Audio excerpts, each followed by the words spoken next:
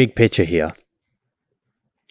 Average American, they're going to make one change to their diet that is going to be the most significant driver for improved health span, longevity.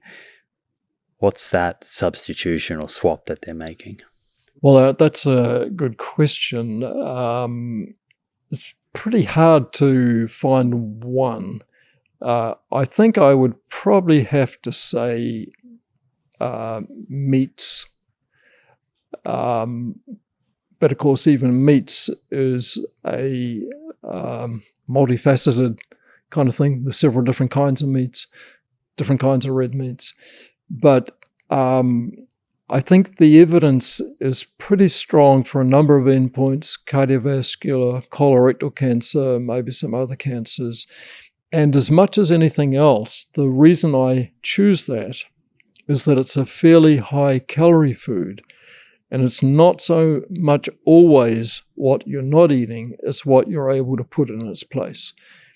And I think that if you can take meats from your diet, but still get adequate protein, plus all the other things that come from vegetables, fruits, nuts, and legumes, that's a big change for the positive.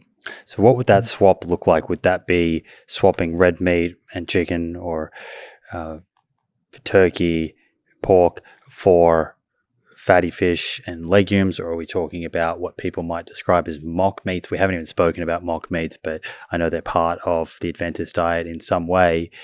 What does that substitution look like on someone's plate? Right. Well, from what we've already discussed, the fatty fish seems a reasonable part of that swap. You've got a wide variety of choices.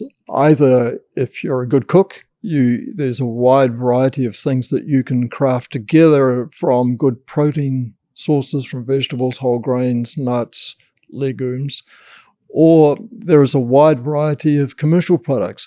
But the only thing I would say there is, look carefully at the commercial products. Try and avoid those which are too heavily processed.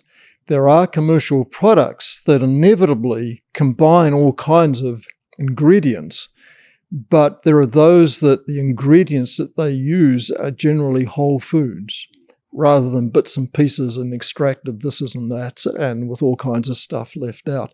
So be a little bit wise in the choices you make. But, there are all kinds of meat analogs, as we call them, that are based on soy many times, or nuts, or whole grains, actually. And these days peas as well, and other legumes.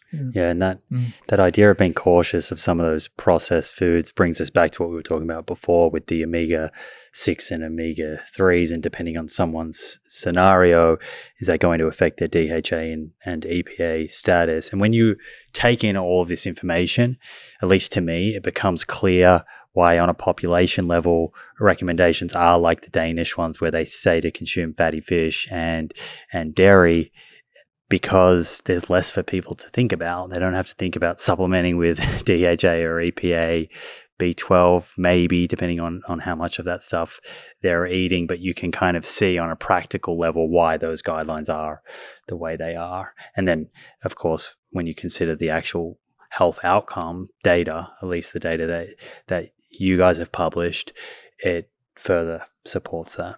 Yeah, no, I would agree with that. I think it's important to keep your recommendations pretty simple, and I think it's a weakness of some of the other good diets that have been proposed that they have kind of scoring systems, which the average person, if you can put together recommendations and 3 or 4 things that people can keep in their heads, I think that's a big advantage.